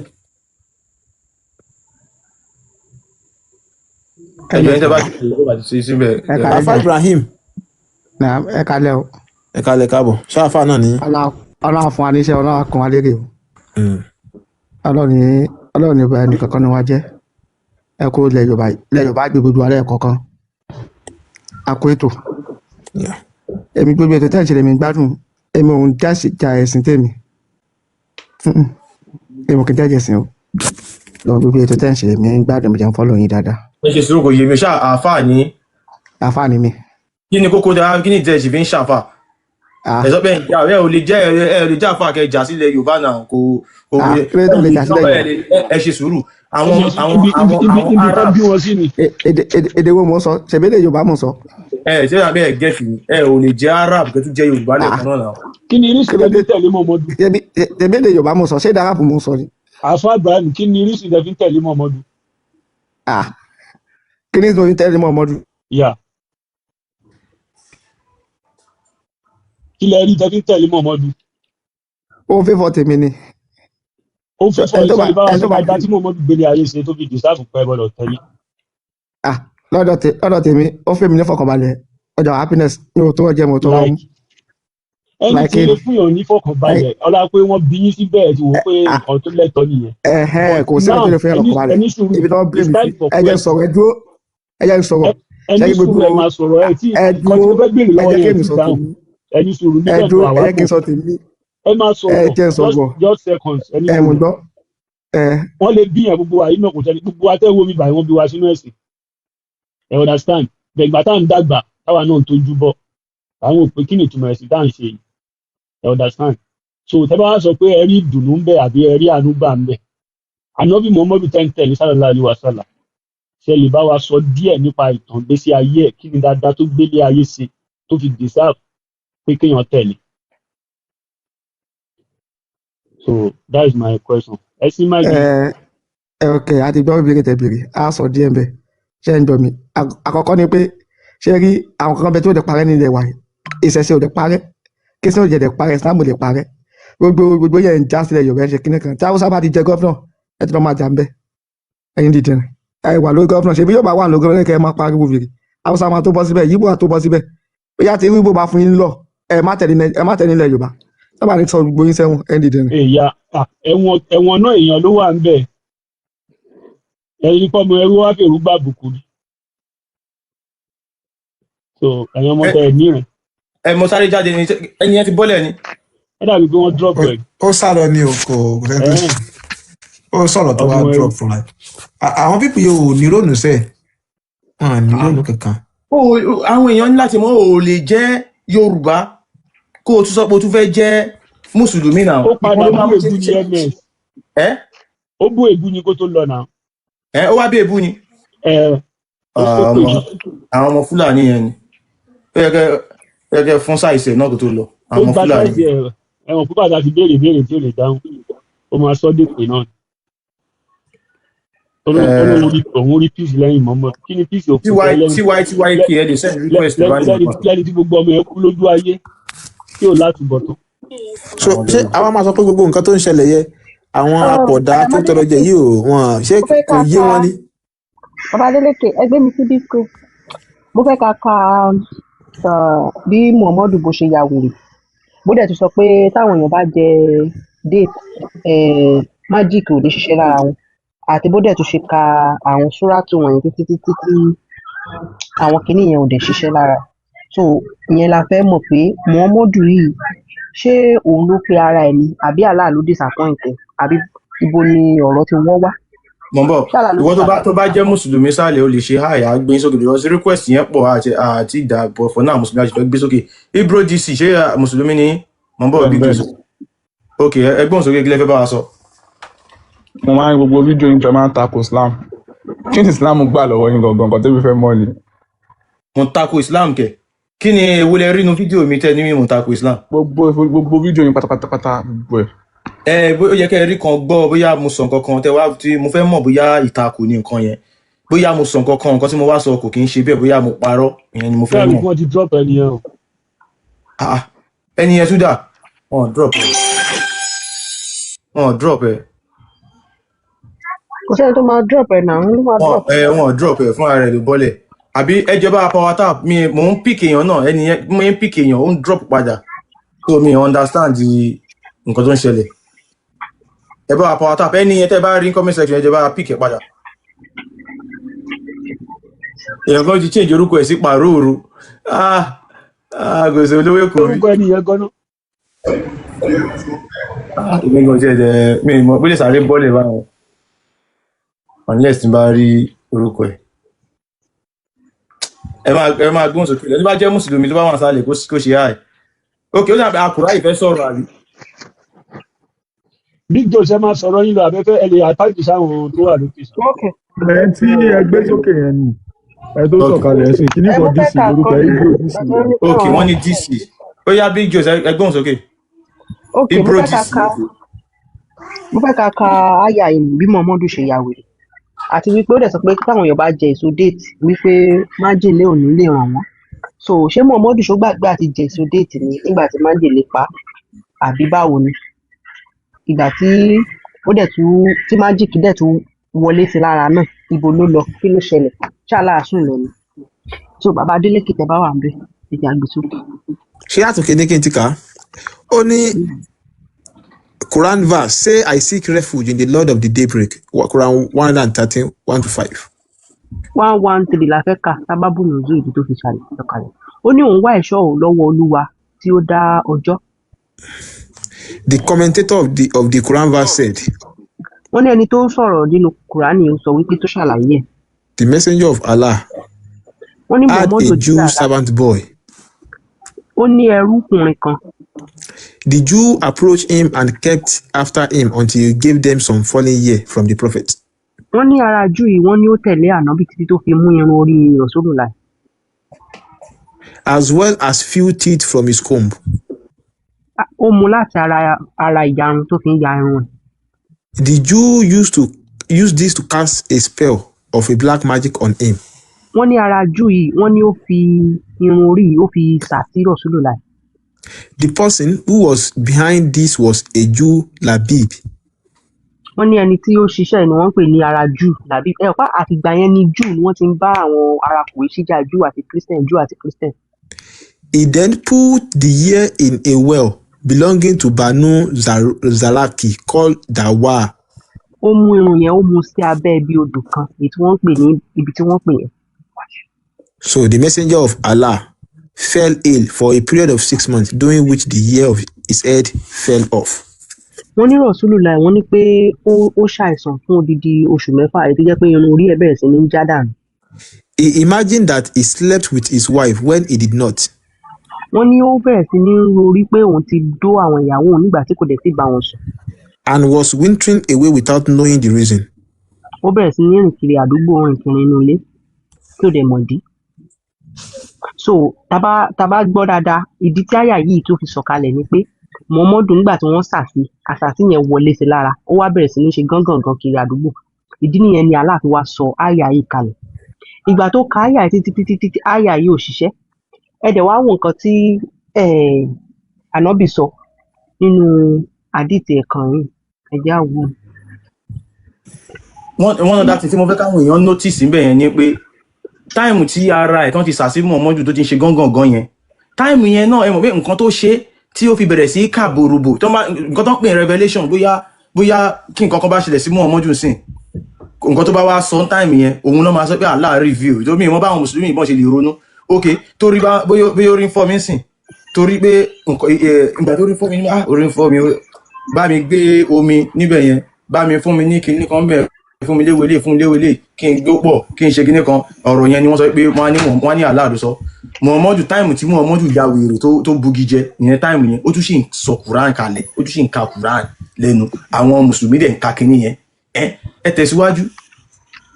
So nínú àwọn ọ̀rọ̀ Rasulullah kan ibi tẹ́ẹ̀ tí mo pé Rasulullah àti irọ́ táwọn àfáà máa ń pa ni pé gbogbo lámbà ni gbogbo wọn máa ń mú sílẹ̀ mímú lámbà wọn sílẹ̀ yẹn Rasulullah ìdáná náà fi jọ ṣé mo pé àtàtì mú Rasulullah nínú àdìtì ẹ̀kan ó dẹ̀ sọ nínú súnà Sahih al-Bukhari 5769 ẹgbẹ́ sókè. Sahih Bukhari 5769 narrated Saad sọ pé. I heard Allah apostle saying. ó lóun gbọ́ tí Rasulullah sọ wípé. If somebody takes 7 dates in the morning. wọ́n ní èèyàn tó bá jẹ déètì láàárọ̀. Neither magic nor májèlé will hurt him that day. wọ́n ní bóyá bíi àkàsí àbí májèlé pé kò ní lè ràn. ṣé mo pé ànábì tó ń give advice gbogbo nǹkan méjèèjì ló ṣe májíìkì wọn ṣàti ya wèrè májèlé ló padà pa tó kẹ́ bá lè mọ̀ wípé gbogbo anything tẹ́ bá gbọ́ lẹ́nu àwọn àfáà irọ́ ni. Ta ni wọ́n fi jọ? Ànábì wọn, adódi, adófùrọ̀, adó ọmọdé, òun náà ni wọ́n fi jọ. A lè tún sáré dúró síbí báyìí káwọn èèyàn lè tún sọ̀rọ̀ ká tún gbé mi sókè. ká tó dúró síbi bẹ̀yẹ so Quran bá ṣe ka 911 yẹ ẹ jẹ́ ká ka 9123 yẹn náà ẹ tá mi padà sí screen la ẹ wo bá sí mo like ẹ torí ó ṣàlàyé nǹkan tí jihad jẹ́ ó ní all believers ẹ̀yin mùsùlùmí o, fight the disbeliever around you ẹ máa bá àwọn tí wọn ò gbà fún Allah tó ń gbà fún gbọ́, ẹ máa bá wọn jà tó ń gbé and let lágbègbè. them find firmness in you Jẹ́ kí wọ́n rí ilé kòkó jọ́, jẹ́ kí wọ́n rí pé wíkẹ́ẹ̀dì tó kàn rí lára. and know that Allah is with those mindful of him. Kó dẹ̀ jẹ́ ká Allah mọ̀, kó dẹ̀ jẹ́ kí kó dẹ̀ mọ̀ wípé Allah wà pẹ̀lú àwọn tó bá pààyà ẹ̀. Gbogbo alamọ nǹkan tó ń jẹ́ jihad Ibn Kathir Quran 9 verse 123 the order for jihad against the disbeliever the closest then the farthest area. Wọ́n ní ìgbédìde wọ́n pa àwọn mùsùlùmí láṣẹ láti lọ máa pa àwọn tí wọ́n ṣe mùsùlùmí ìyẹn bí ẹ̀yin kírísítẹ́nì bí àwọn ọmọ aládé wọ́n wá pa àwọn mùsùlùmí láṣẹ pé kán lọ máa pa wọ́n. Kò sí kankan tẹ́ ṣe fún wọn, ẹ má rò bóyá ẹṣẹ ní tí ẹṣẹ ní bàbá ẹ̀mẹ̀sẹ̀ mí. So nǹkan tó ń ṣẹlẹ̀ nílẹ̀ wa lọ́wọ́lọ́wọ́ so ẹ máa rí níbi báyìí Allah command the believers to fight the disbelievers. Wọ́n ní Allah pàṣẹ fún àwọn mùsùlùmí olórí ibú kán lọ máa pa àwọn tí wọ́n gba Allah gbọ́. The closest in area to the Islamic State. Wọ́n ní àwọn tó súnmọ́ àwọn ìlú mùsùlùmí. Ẹ rí i pé àwọn north ní ìsìn àwọn ti di ilẹ̀ mùsùlùmí so àwọn báyìí wọ́n ti pa wọ́n láṣẹ kan máa gbógun tiwa gẹ́gẹ́ bí wọ́n ṣe ti ń súnmọ́ra then the farthest. Àtàwọn tó jìnnà. This is why the messenger of Allah started fighting the idolatry in the Arab Peninsula. Ó ní ìdí nìyẹn tí Rasulullah sallallahu wàhálà ló bẹ̀rẹ̀ sí ní gbógun ti àwọn tí wọ́n gbà fún Allah ní àwọn ìlú Arabu. When he finished with them. Nígbà tó ṣe tán pẹ̀lú wọn.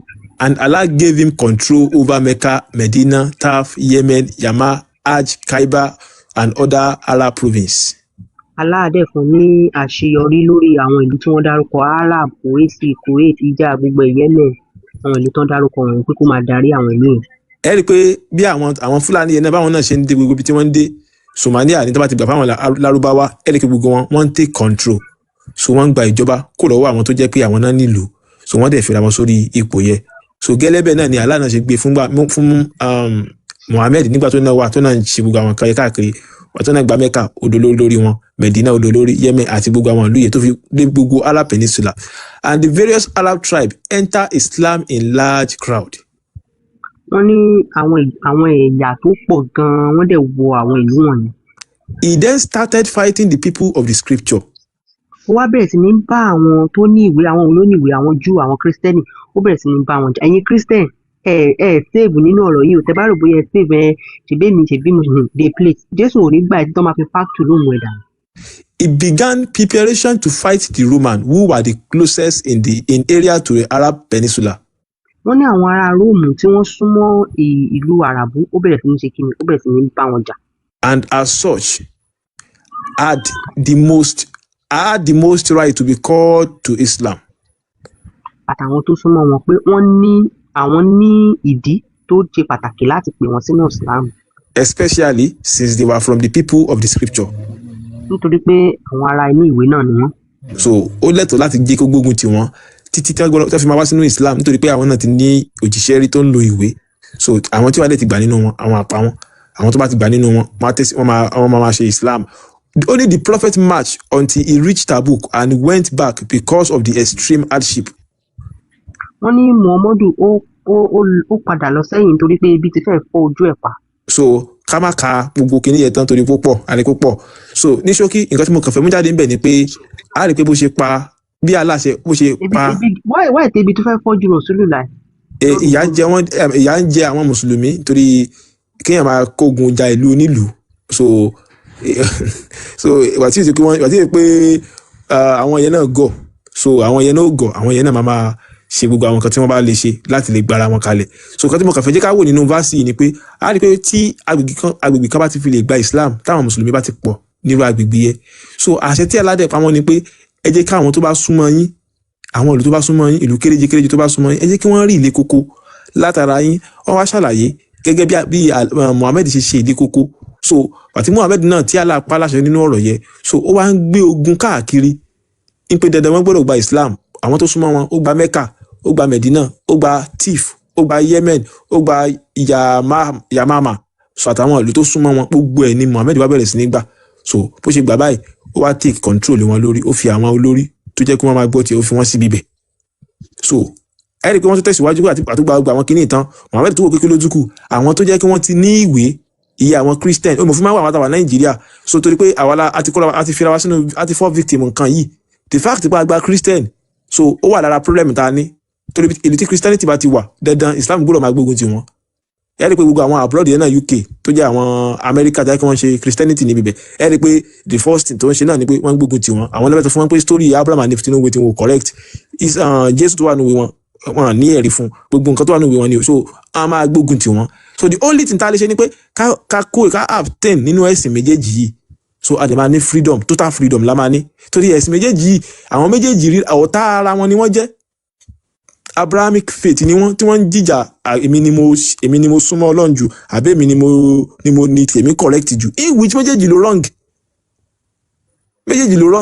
ẹ̀yìn ló dé ayé ti bẹ̀rẹ̀ before kí àwọn méjèèjì yìí tó dé so the more bàbá ṣe abstain kó torí agbọ́dọ̀ abstain kó bẹ́ẹ̀ náà ní ṣá a máa abstain kó bẹ́ẹ̀ totally then a máa ní freedom cause then ẹ máa lè rí common ọ̀tá tó ń kó gbùjà wá nítorí ẹ̀sìn so ẹ̀rí kó wọ́n sọ pé lẹ́yìn ìgbà tó bá àwọn ará núwèé jà tán àwọn tó ti níwèé ó wá fẹ́ tẹ̀síwájú ó fẹ́ lọ bá àwọn Róòmù náà jà nítorí pé Róòmù náà tó súnmọ́ àwọn ìlú yẹn so tẹ́ bá ń rí gbogbo bó ṣe ń ṣe preparation yẹn láti ìlú kan bọ́ sí ìlú kan ni wọ́n ń gbé ìgbésẹ̀ yẹn so láti lè ṣe kíni láti lè polówó ẹ̀sìn Islam so tẹ́ máa pé Islam máa dé gbogbo ilé tí wọ́n máa tọ́ fún yín pé gbogbo ilé ní Islam máa wọ̀ kéde kí wọ́n máa preach Islam fún yín o irọ́ o wọ́n máa pa yín àwọn ọkùnrin tó bá jẹ́ pọ̀ ọmọ ọkùnrin tẹ́ bá bí nírú inú ilé bẹ́ẹ̀ àtàwọn ọkọ obìnrin tó bá wà nílé yẹn wọ́n máa pa gbogbo àwọn ọmọ ọkùnrin so wọ́n á fi àwọn ọmọ obìnrin kalẹ̀ àwọn máa bá wọn sọ wọ́n máa bí màmí so Islam ti dé nílé wọn náà nìyẹn so báyìí ni wọ́n sọ pé Islam máa dé gbogbo orílẹ̀ torí pé ẹ̀yin tí wọ́n bá lórílẹ̀ yẹn wọ́n máa pa àwọn ọkùnrin tó wà ní orílẹ̀ yẹn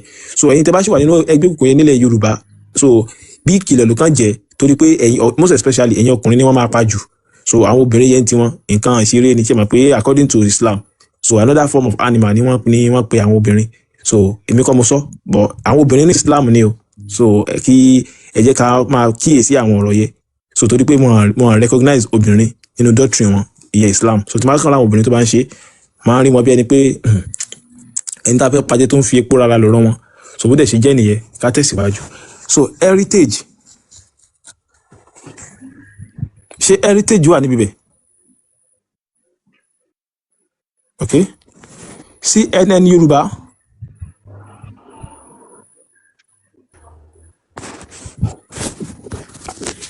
gbọ́ yín o.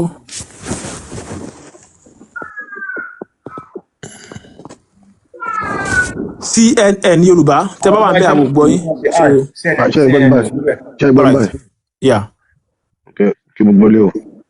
gbogbo lè ń kí yín o. network wọn ò dáa. ìyá so ẹ máa ní láti darapọ̀ padà again so network yín yẹ orí bákan bákan.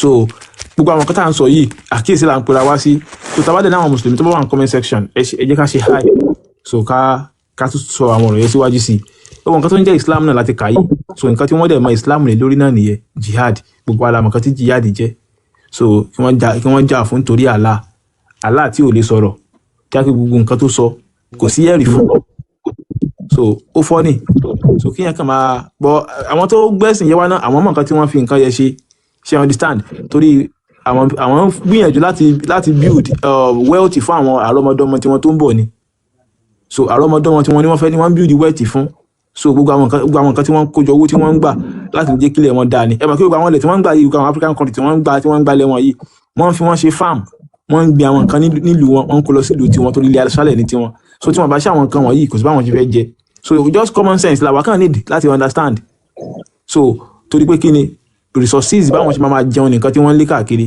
àwọn nǹkan tí wọ́n ń jẹ nílùú wọn kò omi gbogbo àwọn nǹkan yẹn ni wọ́n ṣàfẹ́rí ẹ̀ bàbá tá a ní gbogbo tá a nílẹ̀ tó dáa tá a dẹ̀ ní gbogbo àwọn nǹkan yẹn á rí i pé ìyẹn ń jẹ àwa ilẹ̀ wa ní gbogbo nǹkan tí wọ́n so àwọn nǹkan tó yẹ ká kíyèsí sí ni so general Èṣùlékè. Bàbá mi. Yes sir. Bàbá mi ẹ kálẹ́, a kú ètò. Bàbá mi ṣé ń gbọ́ mi. A wà pẹ̀lú yín o. Ẹ kálẹ́, a kú ètò. Ilẹ̀ Yorùbá ò ní bàjẹ́. Àwọn alálẹ̀ wọn ò ní fi wálẹ̀. Kíní yìí àwa là ń pèlè eré bọ̀ tó gun ni. Àwọn èèyàn tí mọ̀ pé ó gun ni. Kò kàn ń ṣe ogun torí àwọn ọmọ Yorùbá kì í jagun bí ẹrú. À ń ṣe apààyàn. But ogun tá máa fi ọpọlọ jà ni. Àwọn lè gbé ìwé wa kó sọ fún wa pé ìwé ni ká máa ronú fún wa. 2000 years ago àti 1400 years ago. Ṣé wọ́n mọ̀ pé kò sí technology láyé ìgbà yẹn ni? Ìsinyìí everything ti change. Ogun yìí mo máa ń sọ fáwọn ọ̀rẹ́ mi kan wo nǹkan kékeré lẹ́pọ̀ ogun yìí. Tẹ bá rí àwọn nǹkan tó ń ṣẹlẹ̀ láwọn ìlú tó ti gbà ẹ máa mọ̀ pé kò ń ṣe nǹkan kékeré, nǹkan tó yẹ pé tọ́lọ́run bá fún wa lágbára sí ni ká sọ́ di ìjà tó yẹ pé ó máa jẹ́ nǹkan gidi ká kọ̀ nǹkan tá fẹ́ kọ̀ lẹ́ǹkan náà. Torí èwo ni kéèyàn lẹ́bi kẹ́bí èèyàn má lè wá kíyàn. Àwa tá tiẹ̀ sọ pé àsí Nàìjíríà tá wà lábroad ẹ imagine pé èèyàn lọlé ó kò fẹ́ délé àyẹ́ tún máa já. Ọmọ Yorùbá ìjọ torí Ọlọ́run ẹ má sùn o. Mo mọ̀ pé kò ń ṣagbára Olódùmarè ló ń kí àwọn èèyàn lẹ́yìn. Tẹ bá mọ èèyàn tí mi ti bá sọ̀rọ̀ táwọn náà ti rò pé ọmọ nǹkan tó sọ yìí ọ̀rọ̀ ńlá ni ò kò ń ṣe mi mo sọ jẹ́ mú ẹ lọ síbi tó ti ń sọ máa bọ̀ lórí program kó wá fi tí ààrẹ máa gbọ́ kó tó yín ń kà. Bàbá mi Olódùmarè á wà pẹ̀lú wa o. A ní rí ìbànújẹ́ o ilé wa kẹ̀ àwọn alálẹ̀ wọn ò ní fi wálẹ̀ á gbà padà. Ó dúró ná. Táwọn èèyàn bá ti ẹ̀ṣẹ̀ gan táwọn èèyàn bá ti gbọ́ táwọn èèyàn bá ti jí kò lè work ìṣẹ́ yàtọ̀ fẹ́ gbé wá yẹn fúnra àwọn náà máa da àwọn èèyàn máa protest wọn á dá padà so kò lè work. Everybody ẹ gbọ́dọ̀ make sure báwọn èèyàn wá jí iṣẹ́ gbogbo wa ni àwọn mùsùlùmí yẹn gbọ́dọ̀ di minority àwọn Fúlàní yẹn gbọ́dọ̀ padà síbi tán ti wá.